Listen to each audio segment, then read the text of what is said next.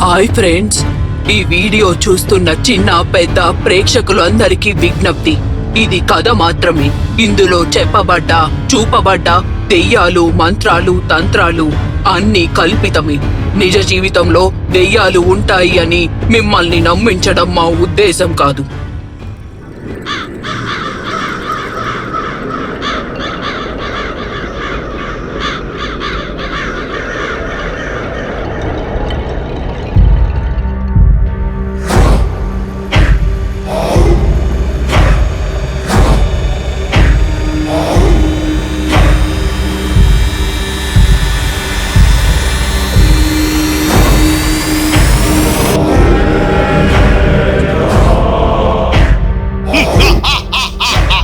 ఇన్నేళ్ల నా కల నెరవేరబోయే రోజు త్వరలోనే వస్తుంది. మా తాత తండ్రి సాధించలేక చచ్చారు. నేను సాధిస్తా. తాత కుర్వి సిద్ధి పొందుతా.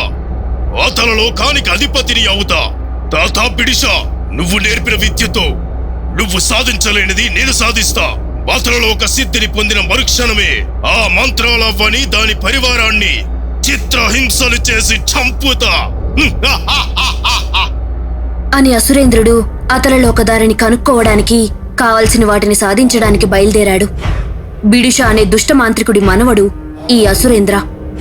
తాత దగ్గర నుండి మంత్రతంత్రాలు నేర్చుకుని వాటిని సాధన చేస్తూ రాతికవనం అనే దట్టమైన అడవులు ఉండే కూర్మాకొండ గుహల్లో ఉంటాడు. 3 వస్తువుల కోసం అసురేంద్ర చాలా సంవత్సరాల తరువాత గుహ విడిచి కొండలు, కోనలు, నదులు దాటి వెళ్తూ ఉన్నాడు.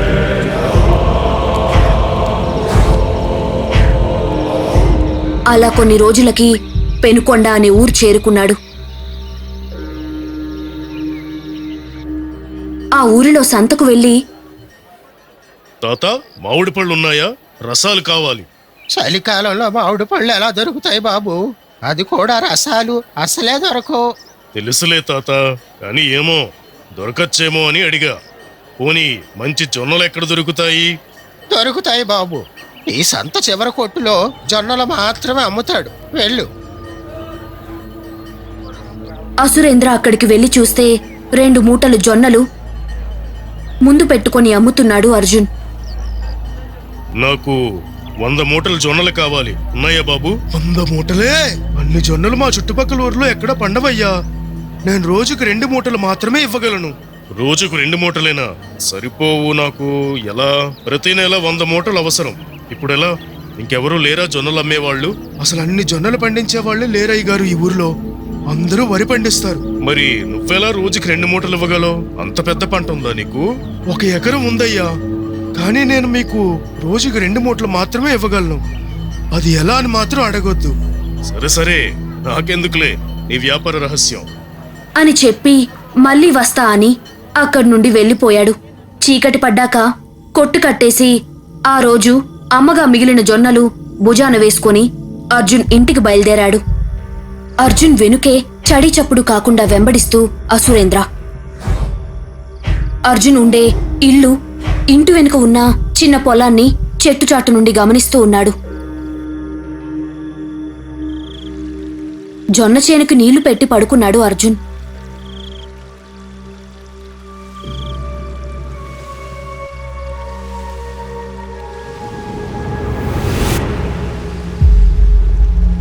తెల్లవారింది.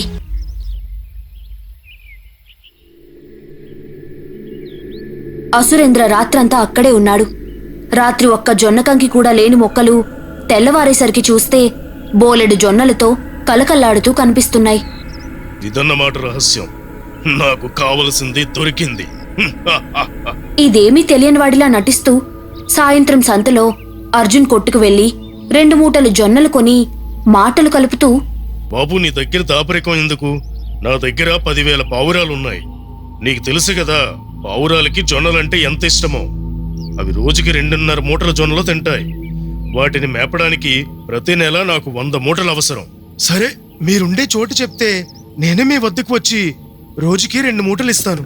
సరే అని తను ఉండే చోటు చెప్పి బండిపై 2 మూటలు వేసుకుని వెళ్లిపోయాడు.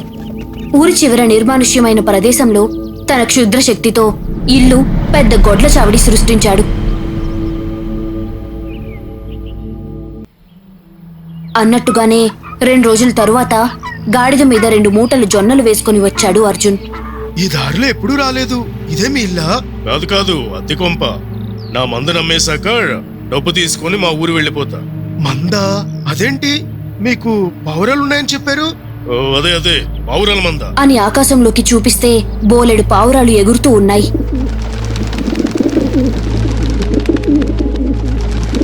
ఏంటో అంతా విచిత్రంగా ఉంది. అన్ని పావురాలకి ఎక్కడా గూడు కూడా కనిపించడం లేదు. అయినా పావురాలను ఎందుకు పెంచుతున్నారు? వాటిని ఎవరు కొంటారు? కొంటారు, చాలా లాభం వ్యాపారం. అని కొన్ని జొన్నల్ని నేలపై విసిరి చప్పట్లు కొట్టగానే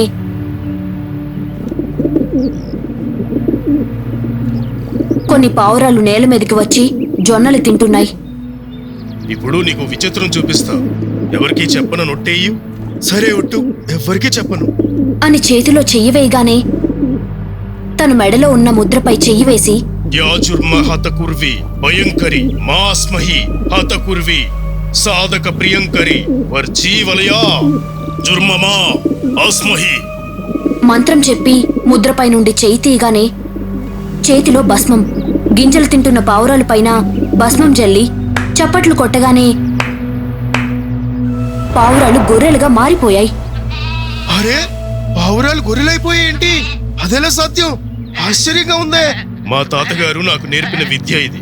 అదిగో ఆకాశంలో విహరిస్తున్న ఆ 10,000 పావురాలు నావే.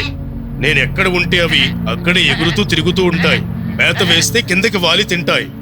10,000 గొర్రెల్ని ఒకేసారి ఊరు తోలుకు వెళ్ళలేను కదా. అందుకే మళ్ళీ వాటిని పావురాలుగా మార్చేసి ఆకాశంలోనే తిప్పుతూ ఉంటా. అవసరాన్ని బట్టి ఊరూరు తిరుగుతూ సంతలో కొద్దిగా అమ్ముతూ ఉంటా.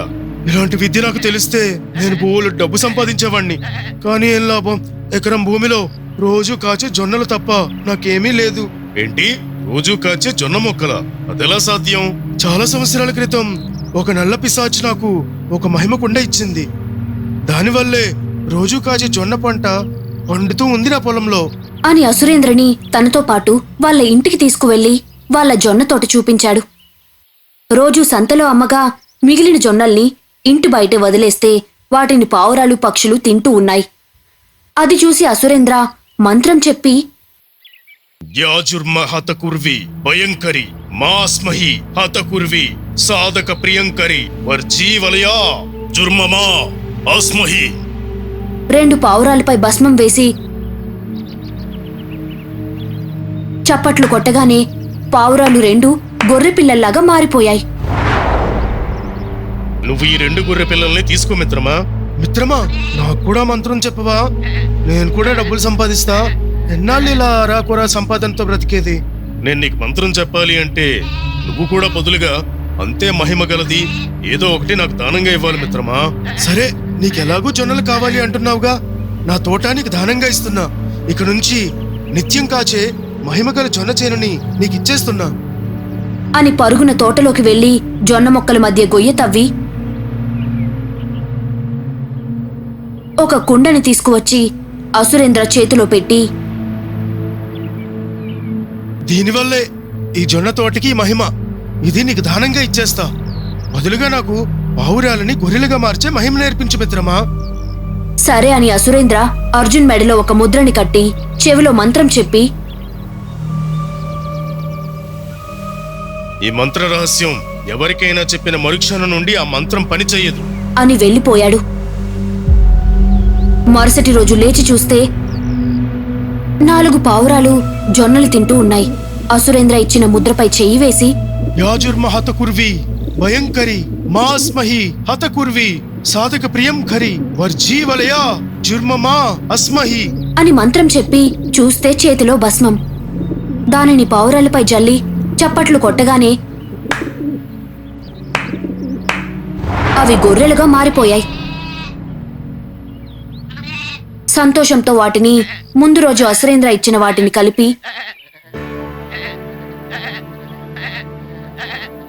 సంతలో అమ్మితే బోలెడ్ డబ్బు వచ్చింది.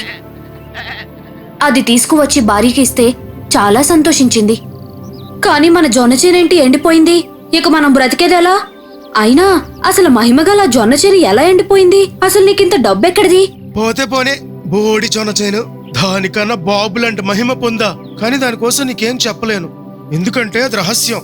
అని చెప్పి భార్య ప్రశ్నలు అడగకుండా నోరు మూయించాడు. ఆ రోజు నుండి బాగా డబ్బు గడిస్తూ సంతోషంగా జీవిస్తున్నాడు. అర్జున్ ఇచ్చిన మహిమకుండని తీసుకువెళ్లి హతకుర్వి విగ్రహం చేతిలో పెట్టి, హతకుర్వి ఒకటి దొరికింది, మిగతా రెండిటిని కూడా సాధిస్తా. చాంబ్రు, గుహకి కాపలాగా ఉండు. ఎవరు లోపలికి వచ్చినా చంపే, నేను మిగతా రెండింటిని సాధించుకు వస్తా. సరే గురు, చంపేస్తా. నువ్వు స్వయంగా వెళ్ళి వాటిని వెతకడం ఎందుకు గురు? నీ శక్తితో అంజనంలో చూస్తే సరిపోతుంది కదా. మంజనంలో దొరకడానికి అవి మామూలు వస్తువులు కాదురా, చండైత అస్థికలు. వాటిపై ఏ మంత్రం పని చెయ్యదు, వెతకాలి, దొరికితే దానంగా తీసుకోవాలి. అని చెప్పి మళ్ళీ తన ప్రయాణం మొదలు పెట్టాడు. నిరంతరం కాచే మామిడి చెట్టు కోసం వెతుకుతూ ఉంటే 2 నెలలకి ఒక ఊరిలో అలాంటి చెట్టు ఉంది అని ఎవరో చెప్తే విని అక్కడికి వెళ్ళాడు. విల్లుపురం అనే ఊరిలో దేవక్, భాగ్య అనే మొగుడు పెళ్ళాలు ఇంటి పెరట్లో ఒక మామిడి చెట్టు ఉంది. దానికి పెద్ద పెద్ద రసాలు ఉన్నాయి. ఆ చెట్టు చుట్టూ 4 వేట కుక్కలు కాపలా కాస్తూ ఉన్నాయి.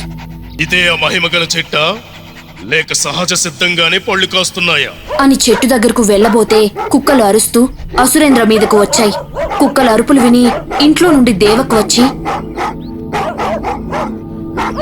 ఎవరయ్యా నువ్వు? పళ్ళు దొంగతనంకి వచ్చావా?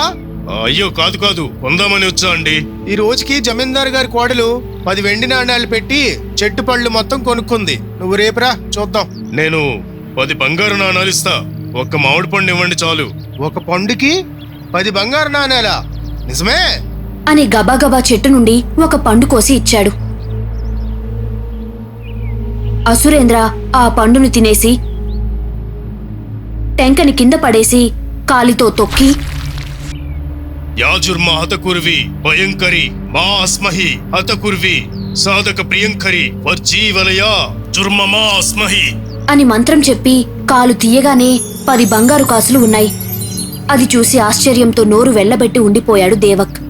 ఆ బంగారు నాణేలు దేవక్ భార్య భాగ్య చూసి మురిసిపోయింది. నా జీవితంలో ఎంత మంచి మేలిం రకం బంగారం చూడలేదు, స్వచ్ఛమైన బంగారం. ఆయన్ని ఇంట్లోకి పిలిచి ఇంకో 10 మామిడి పళ్ళు ఇవ్వాల్సింది. ఎంచక్క ఇంకో 100 బంగారు నాణేలు వచ్చేవి. నేను ఆశ్చర్యంతో చూస్తూ ఉండిపోయా. ఈ లోపాయన వెళ్ళిపోయాడు. 2 రోజుల తరువాత మళ్ళీ అసురేంద్ర వచ్చి మామిడి పండు కావాలి అని అడిగి తినేసి మళ్ళీ టెంకని కాలితో తొక్కి, యాజుర్మ హతకుర్వి భయంకరి మా అస్మహి హతకుర్వి సాధక ప్రియంకరి వర్జీవలయా జుర్మమా అస్మహి మంత్రం చదివి కాలు తీయగానే బంగారు కాసులు వాటిని ఆత్రంతో తీసుకుంటూ ఉంటే ఇంట్లో నుండి ఇదంతా చూస్తున్న భార్య ఆ మంత్రాన్ని విని కాగితం మీద రాసుకుంది. దేవక్ నాణేలు తీసి చూసేసరికి అసురేంద్ర వెళ్ళిపోయాడు. అయ్యో, మళ్ళీ వెళ్ళిపోయాడే. అసలు ఇతను ఎవరు ఏంటో, ఆ మంత్రం ఏదో నాకు చెప్పొచ్చుగా అని అనుకునేలోపు ఇంట్లో నుండి భాగ్య పరుగును కాగితం పట్టుకువచ్చి, ఆ మంత్రం నేను రాసుకున్నాను అని భర్త చేత ఒక పండు తినిపించి టెంక తొక్కించి పుస్తకం ఇచ్చి ఆ మంత్రం చదవమంది. యాజుర్మా హతకుర్వి భయంకరి మాస్మహి హతకుర్వి సాధక ప్రియంకరి వర్జీవలయ జుర్మమాస్మహి. కాలు తీసి చూస్తే టెంక టెంకలానే ఉంది, బంగారంలా మారలేదు. నిరుత్సాహంతో ఒకరి మొహాలు ఒకరు చూస్తూ ఉండిపోయారు. 2 రోజులకి మళ్ళీ అసురేంద్ర వచ్చి, నాయనా ఒక మంచి మామిడి పండు ఇవ్వు, ఆకలిగా ఉంది. ఒకటి కాకపోతే 10 తినండి అని బుట్టతో మామిడి పళ్ళు పెట్టాడు. 2 తిని టెంకలు కింద పడేసి ఒక దానిపై కాలు పెట్టి మంత్రం చెప్పి కాలు తీయగానే బంగారు నాణేలు. యాజుర్మ హతకుర్వి భయంకరి మా అస్మహి హతకుర్వి సాధక ప్రియంకరి వర్జీవలయా జుర్మమా అస్మహి. స్వామి, ఆ 2వ టెంకపై కూడా కాలు పెట్టి తొక్కండి. అలా కుదరదు తల్లి, ఒక రోజులో మంత్రం ఒకసారి మాత్రమే పనిచేస్తుంది. అవునా? అయితే నేను ప్రయత్నిస్తా అని దేవక్ కాలితో టెంకను తొక్కి మంత్రం చెప్పి యాజుర్మ హతకుర్వి భయంకరి మాస్మహి హతకుర్వి సాధక ప్రియంకరి వర్జీ వలయ జుర్మమా అస్మహి. కాలు తీసి చూస్తే టెంక టెంకలానే ఉంది. మా ఆయన మీ మంత్రాన్ని రాత్రంతా కంఠస్థ చేశాడు స్వామి. మహిమ మంత్రంలో మాత్రమే లేదు, నా కాలికి ఉన్న బంగారు మెట్టలో కూడా ఉంది. అయితే స్వామి మాకు కూడా మహిమ చెప్పండి. ఒక్క చెట్టు పళ్ళు అమ్మడం వలన మాకు పెద్దగా సంపాదన ఏమీ లేదు. మహిమని అలా ఊరికే ఇవ్వకూడదు తల్లి. బదులుగా మీరు కూడా నాకు ఏదైనా మహిమ గలది దానం ఇవ్వాలి. మా దగ్గర మహిమ గలవి ఏముంటాయి స్వామి? ఉంది రోజు పళ్ళు కాచే ఈ మామిడి చెట్టు, ఇది మహిమ వల్లే వచ్చింది అని చెట్టు మొదల్లో తవ్వి అందులో నుండి ఒక కుండని తీసి అసురేంద్రకి దానంగా ఇచ్చేశాడు. బదులుగా తన కాలికి ఉన్న మెట్టెలు ఇచ్చి చెవిలో మంత్రం చెప్పి వెళ్ళిపోయాడు. వాళ్ళ చెట్టుకున్న కాయల్ని ఒక్కోటి తెంపి రోజుకి ఒక్కోటి చొప్పున 10 బంగారు నాణేలు సంపాదించారు. అక్కడ గుహలో రెండో కుండని తీసుకువెళ్లి హతకుర్వి చేతిలో పెట్టి ఇంకో కుండని తీసుకురావడానికి బయలుదేరాడు. మళ్లీ ఊరూరు తిరుగుతూ కొన్ని రోజులకి భగత్పూర్ చేరుకున్నాడు. ఆ ఊరిలో చలికాలం కూడా ఎండలు మండిపోతూ చెరువులు ఎండిపోయి నేల బీడు బారింది. ఊర్లో ఒక్క నుయ్య కూడా నీళ్లతో నిండి లేదు.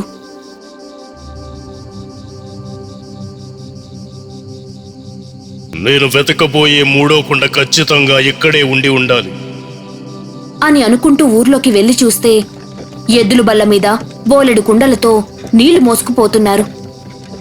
గాడిదలకి 2 వైపులా బిందెలు కట్టి కొంతమంది ఆడ మగ నెత్తిన కుండలతో నీళ్లు మోసుకుంటూ వెళ్తున్నారు.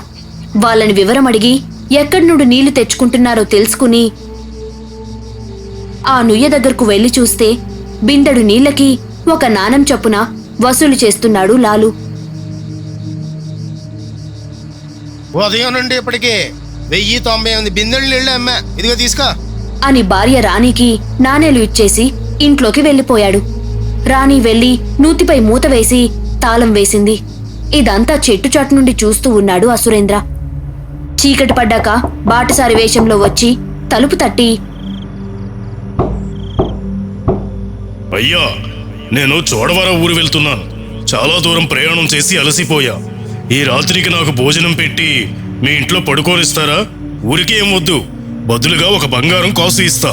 అలాగే స్వామి రండి అని భోజనం పెట్టి పడుకోవడానికి మంచం ఏర్పాటు చేసింది.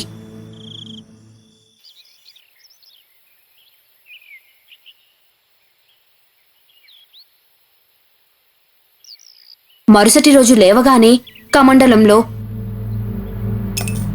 ఒక రాగి నాణం వేసి, యాజుర్మ హతకుర్వి భయంకరి మాస్మహి హతకుర్వి సాధక ప్రియంకరి వర్జీవలయ జుర్మ మాస్మహి అని మంత్రం చెప్పి నీళ్లు కింద వేయగానే అందులో నుండి బంగారు కాసు పడింది. అది చూసి భార్యాభర్తలు ఇద్దరూ అవాక్కయ్యారు. స్వామి, ఏంటి మహిమ? ఎలా సాధ్యం? స్వామి స్వామి మాకు ఈ విద్య నేర్పించండి. నెలంతా ఎన్ని బిందులు నీళ్ళు అమ్మినా కూడా 1 బంగారు నాణం కూడా సంపాదించలేము. ఊరూరా తిరిగే సన్యాసిని, నాకెందుకు ఈ బంగారం ఇచ్చే కమండలం? కానీ ఏదైనా మహిమగల వస్తువు ఇవ్వాలి అంటే బదులుగా ఇంకేదైనా మహిమగల వస్తువుని దానంగా తీసుకోవాలి. దాన్నే ఉంది స్వామి, మా నూతికి మహిమ ఉంది కదా. నూతికి మహిమ అదేంటి? ఈ ఊర్లో ఏవో 1-2 నూతులు, కొద్దిగా నీరు తప్ప ఎక్కడా సొక్క నీరు ఉండదు. అదే మా నూతిలో దోడిని కొద్ది నీళ్లు ఓరతనే ఉంటాయి. 1,00,000 బిందులు తీసినా ఇంకా నీళ్లు ఉంటాయి అని నూతిలో దూకి అడుగుకి వెళ్లి కుండ ఒకటి తెచ్చి స్వామి రూపంలో ఉన్న అసురేంద్ర చేతిలో పెట్టి దానమిచ్చేశాడు. నాకు చాలా కాలం క్రితం నల్ల దెయ్యం కానుకగా ఇచ్చిన ఈ మహిమ వస్తువు నీకు దానంగా ఇచ్చేస్తున్నా. బదులుగా నాకు బంగారం ఇచ్చాయి, ఈ కమండలం ఇవ్వండి. సరే అని కమండలం ఇచ్చేసి చెవిలో మంత్రం చెప్పి, రోజుకి 1 రాగి నాణం మాత్రమే బంగారు నాణంగా మారుస్తుంది. రాగి నాణంతో పాటు మీ నూతిలో నీళ్లు కూడా తప్పనిసరిగా వెయ్యాలి అని చెప్పి వెళ్లిపోయాడు. కొన్ని రోజుల్లో వాళ్ళ నుయ్య అడుగంటుకుపోయింది. కొద్ది నీళ్లు మాత్రమే ఉన్నాయి.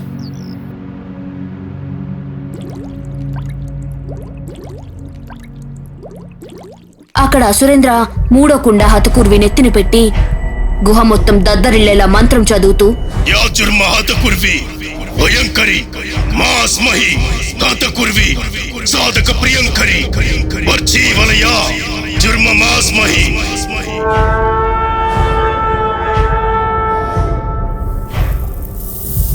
ఒక కుండలో ఉన్న జొన్నలతో పిండి చేసి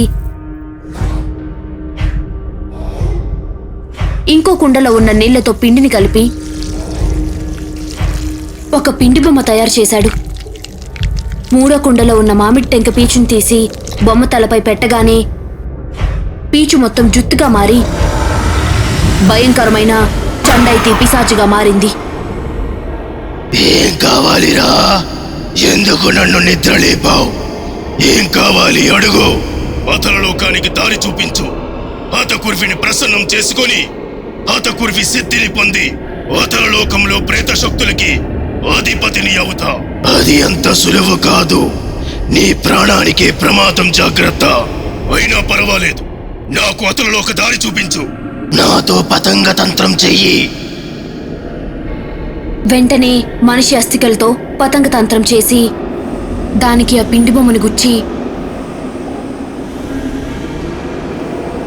ఆకాశ దర్పణి హతకుర్వి భయంకరి మాస్మహి హతకుర్వి సాధక ప్రియంకరి వర్చి ఆకాశ వలయ జుర్మ మాస్మహి అని మంత్రం చెప్పగానే చండైత రూపం మారి పతంగిలా గాలిలో లేచి ఎగిరిపోతూ ఉంది. దాని తాడుతో వేలాడుతూ గాలిలో ఎగిరిపోతూ వెళ్లిపోతూ ఉన్నాడు అసురేంద్ర. చీకటి కొండల మధ్య ఒక రహస్య లోయలో దిగింది.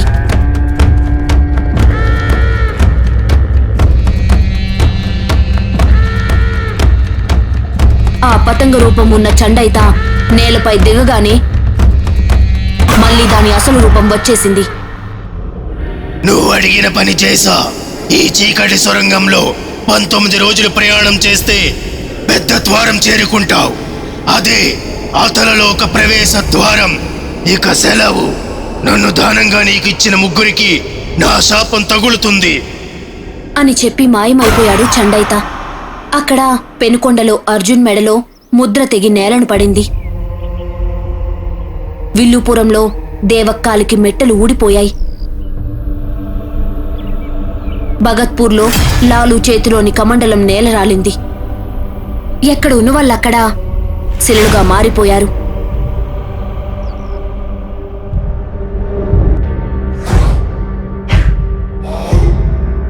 అసురేంద్ర అతలలోక తలుపులు తెరుచుకొని లోపలికి వెళ్ళిపోయాడు.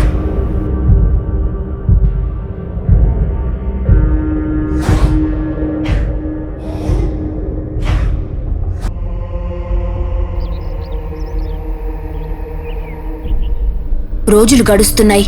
భర్త అర్జున్ ఎందుకు శిలగా మారాడో అర్థం కాక ఆ శిలని ఇంట్లో ఉంచి తనకి తెలిసిన మాంత్రికుని దగ్గరకు తిరుగుతూ ఉంది జయ. అక్కడ రాణి భాగ్య కూడా శిలలుగా మారిన భర్తలని చూస్తూ ఏడుస్తూ ఉన్నారు. కొన్నాళ్ళకి ఒకరోజు రాణికి ఎవరో చెప్పడంతో భగత్పూర్ నుండి భర్తను కాపాడ్డానికి మదిరలో మంత్రాలవ్వ దగ్గరకు వచ్చింది. రాణి జరిగిందంతా మంత్రాలవ్వకు చెప్పి లాలుని కాపాడమని కోరింది. మంత్రాలవ్వ రాణితో కలిసి బయలుదేరి భగత్పూర్కి చేరుకుని చూస్తే నుయ్యలో చుక్క నీరు కూడా లేకుండా ఎండిపోయింది.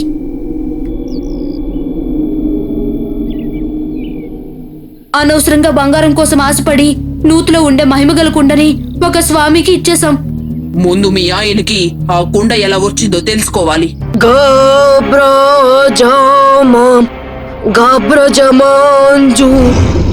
అని సునక సవారి ప్రేతాన్ని పిలిచి కమండలం వాసన చూపించి వీడు వెళ్లిన దారి నాకు చూపించు అని పొట్టిదయంపై కూర్చొని ఎగురుకుంటూ సునక సవారి ప్రేతం వెనుకే వెళ్తే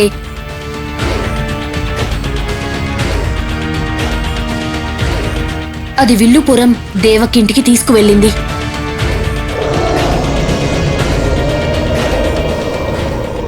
అక్కడ కూడా ఇలాగే శిల రూపంలో ఉన్న ఇంకో మనిషిని చూసి ఆశ్చర్యంతో అసలు ఎవరు ఎందుకు ఇలా చేస్తున్నారు? అసలు ఎవరా స్వామి? అని అనుకుంటూ భాగ్యని అడిగితే మొత్తం వివరంగా చెప్పింది.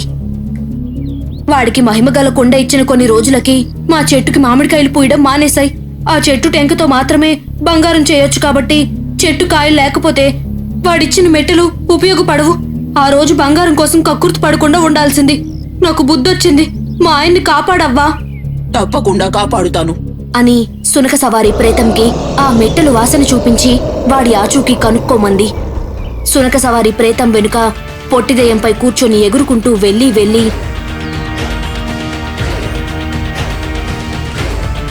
పెనుకొండలో జయ దగ్గరకు వెళ్లి అక్కడ జరిగిందంతా తెలుసుకుంది.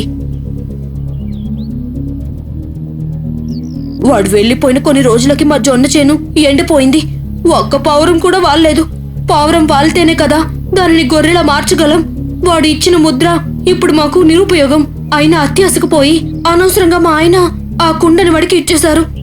అసలు మీకు ఆ కుండ ఎక్కడిది? ఏమో అవ్వ, నాకు పెళ్లి కాకముందే ఆయన దగ్గర ఆ కుండ ఉంది. ఎప్పుడు అడిగినా చెప్పేవారు కాదు, అది రహస్యం అనేవారు సరే, నాకు ఆ ముద్ర ఇవ్వు అని సునక సవారి ప్రేతంకి ఆ ముద్ర వాసన చూపించి, ఇది ఇచ్చినవాడు ఇక్కడి నుండి ఎక్కడికి వెళ్ళాడో వాసన చూసి కనిపెట్టు. పదా. సునక సవారి ప్రేతం వెనుకే వెళ్తూ ఉంది అవ్వ.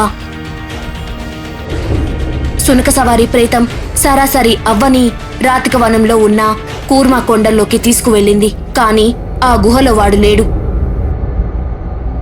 అక్కడ కాపలాగా ఉన్న చాంబురు పిశాచి అవ్వపై దాడి చేసింది.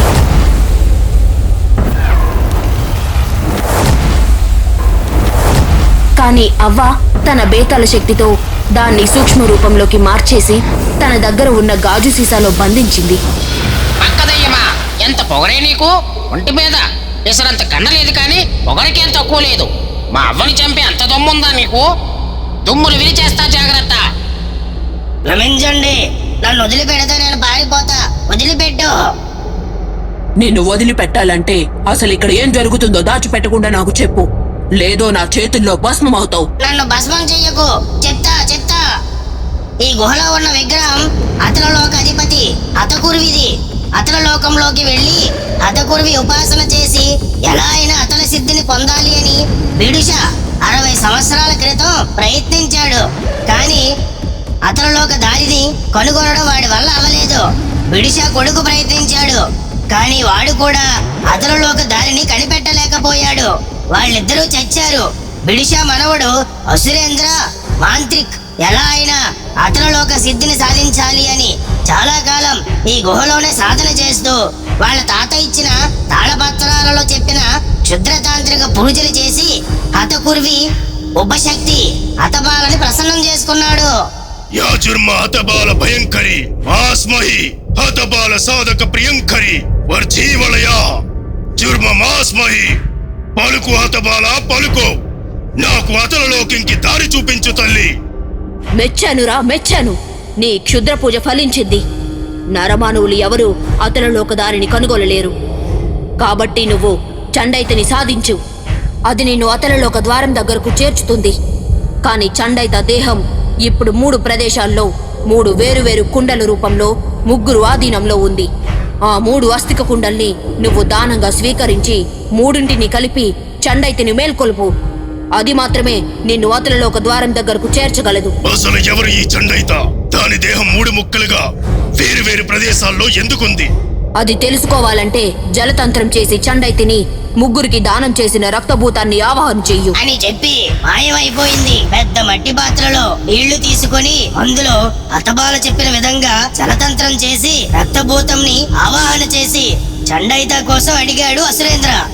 చండైత అతలలోక ప్రేతాత్మ, అతలలోక అధిపతి హతకూర్వి అనుమతి లేకుండా ప్రేత శక్తులు ఎవరు ద్వారం దాటి వేరే లోకాలకి వెళ్ళకూడదు. కానీ ఆ నియమం మీరి చండైత అతలలోక ద్వారం దాటి భూలోకంలోకి వచ్చాడు అని హతకూర్వి చండైతని అతలలోకం నుండి శాశ్వతంగా బహిష్కరించాడు. అప్పటి నుండి చండైత భూమి మీద తిరుగుతూ మనుషుల్ని పీడిస్తూ చంపుతూ ఉంది.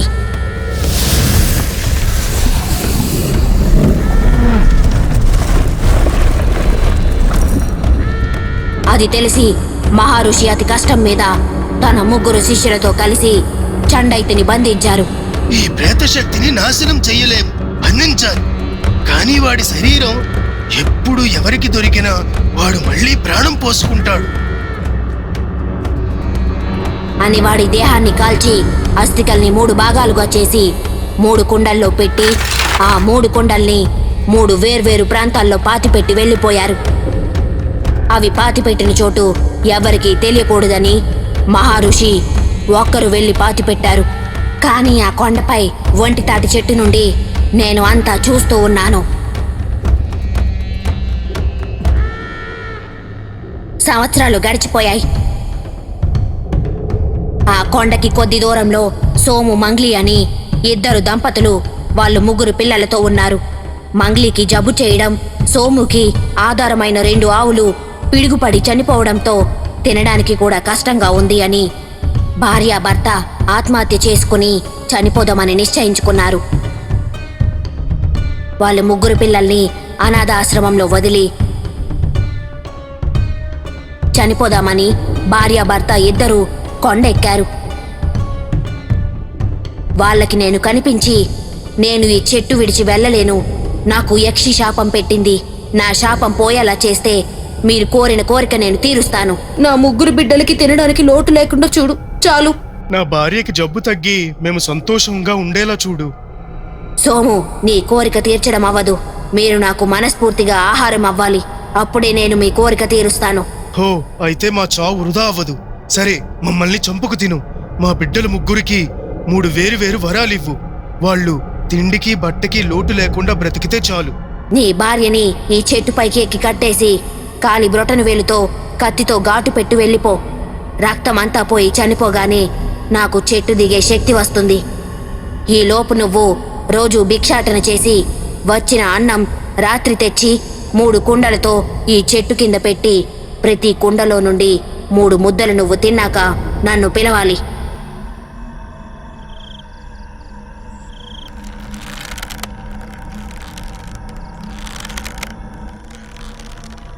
రా రక్తభూతం రా, నీకోసం ముష్టి కూడి తెచ్చా. నా ఎంగిలి కూడి తిను, నన్ను నీ బానిసని చేసుకో. అలా చెప్పగానే నేను చెట్టు దిగి వచ్చి ఆవురావురుమంటూ తినేదాన్ని. నాకు శక్తి రోజు రోజుకి పెరుగుతూ ఉంది. సోము తన పిల్లల్ని దూరం నుండి చూద్దామని అనాథాశ్రమంకి వెళ్తే తెలిసింది, ఎవరో పిల్లల్లేని కొన్ని జంటలు వేరువేరు ఊర్ల నుండి వచ్చి కొంతమంది పిల్లల్ని దత్తత తీసుకున్నారు. వాళ్ళలో సోము వాళ్ళ పిల్లలు 3 కూడా ఉన్నారు. వాళ్ళు ఎక్కడ ఉన్నది ఏంటి అన్న విషయం అనాథాశ్రమం వాళ్ళకు కూడా తెలియదంట. అలా 16 సంవత్సరాల పాటు రోజు నాకు భిక్ష కూడు పెట్టి ఒక రాత్రి సోము కూడా గుండె ఆగి చనిపోయాడు. అప్పుడు నాకు పూర్తి స్వేచ్ఛ వచ్చింది. ఆ రాత్రి నేను చెట్టు దిగి కొండ దిగి రాగలిగాను. నా శాపం పూర్తిగా పోయింది. యక్షి, నువ్వు చెప్పినట్టే ఒకడు వాడి భార్యని నాకు రక్తబలి ఇచ్చి వాడు బ్రతికి ఉన్నంతకాలం ముష్టెత్తుకొని నా కడుపు నింపి సహజంగా చనిపోయిన రోజు నాకు విముక్తి అన్నావు. నా శాపం పోయింది. అలా శాపం పోయిన వెంటనే కొండ చుట్టూ దాచిన 3 కుండల్ని నెత్తిన పెట్టుకుని నా ప్రేత శక్తితో సోము 3 పిల్లల ఇంటికి వెళ్ళి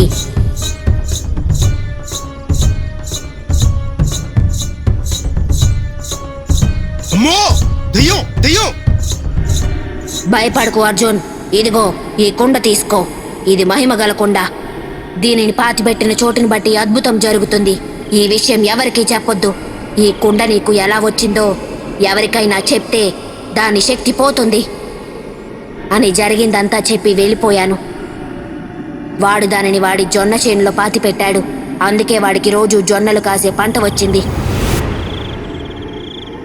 మరుసటి రోజు దేవకున్న ఊరు వెళ్ళి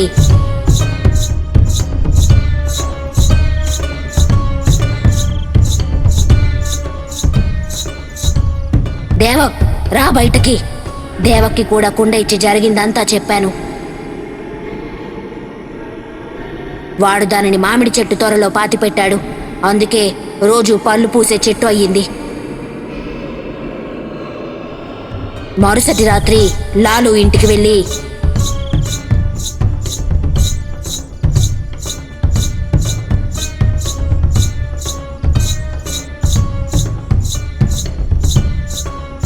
లాలుకి జరిగిందంతా చెప్పి ఆ కుండ ఇచ్చాను. మా ఊరిలో నీటి కరువు, మా నూతిలో ఈ కుండనేస్తా. అని చెప్పి నూతిలో ఆ కుండని వెయ్యగానే అడుగంటిన నీళ్లు జలజలమంటూ పైకి పొంగాయి.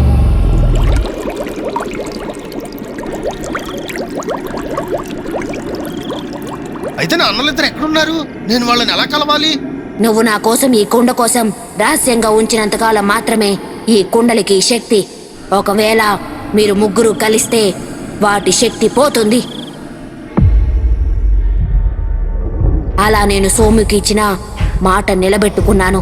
నువ్వు ఆ 3 కుండలు సాధించడం వలన ప్రమాదం కనుక నేను నీకు వాటి జాడ చెప్పను. నువ్వు అంజనంలో వాటిని కనిపెట్టలేవు. నువ్వు చెప్పకపోతే ఏంటి? నువ్వు ఉన్న కొండ చుట్టుపక్కల గ్రామాల్లో ఎక్కడో ఉండి ఉంటారు ఆ ముగ్గురు. రోజు కాసే జొన్న చేను, రోజు పళ్ళు కాసే మామిడి చెట్టు, ఎడారి లాంటి ఊరిలో ఊటబావి, జల్లెడ పట్టి వెతికి వాటిని కనిపెడతా. చండైతాని మేల్కొలుపుతా. నేను అనుకున్నది సాధిస్తా.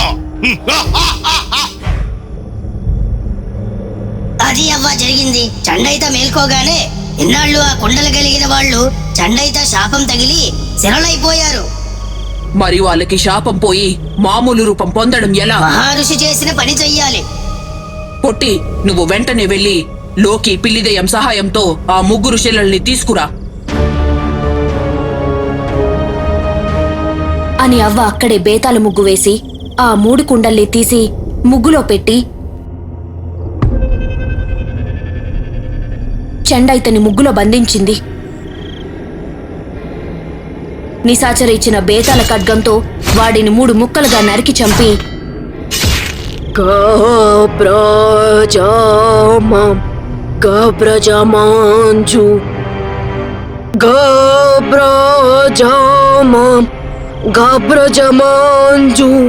మంత్రం చదవగానే వాడి దేహంపై మంటలు బగబగా మండుతున్నాయి. కాలుతున్న చండైత దేహం వేడి తగలగానే శిలపై బీటలు పడ్డాయి. వాళ్ళు ముగ్గురు మామూలు మనుషులయ్యారు. అన్న తమ్ములు ముగ్గురు కలుసుకున్నారు. భస్మైన చండైత అస్థికలని మళ్ళీ 3 కుండల్లో వేసింది. పిల్లిదెయ్యం పొట్టిదెయ్యం లోకి 3 కుండలు తీసుకున్నారు. మరి మా మాయకొండలు మాకివ్వవా? అవి లేకపోతే మేము బ్రతకడం కష్టం. చావే దిక్కు మాకు. మీరు మీ తల్లిదండ్రుల్లాగా పిరికి బతుకు బతకవద్దు. జీవితం అన్నాక సమస్యలు వస్తాయి. ధైర్యంతో ఎదిరించి గెలవాలి తప్ప చావు పరిష్కారం కాకూడదు. మన జీవితం మనమే మంచిగా మలుచుకోవాలి. బ్రతికి సాధించాలి. సుఖంగా బ్రతకడానికి కావలసింది మాయా వస్తువులు మహిమలు కాదు, మనసు నిండా ధైర్యం, కష్టపడి పని చేసే గుణం. ఆ మాటలకి వాళ్ళు ముగ్గురికి బుద్ధి వచ్చింది. వాళ్ళ ఊర్లకి బయలుదేరారు.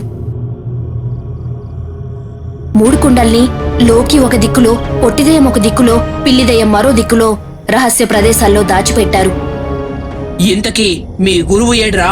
ముందు వాడిని హతమార్చాలి. అవ్వా, వాడు నీ అంజనంకి దొరికితే భూమిపై ఉన్నట్టు, లేదో ఈ పాటికి అతల లోకంలోకి అడుగు పెట్టి ఉంటాడు.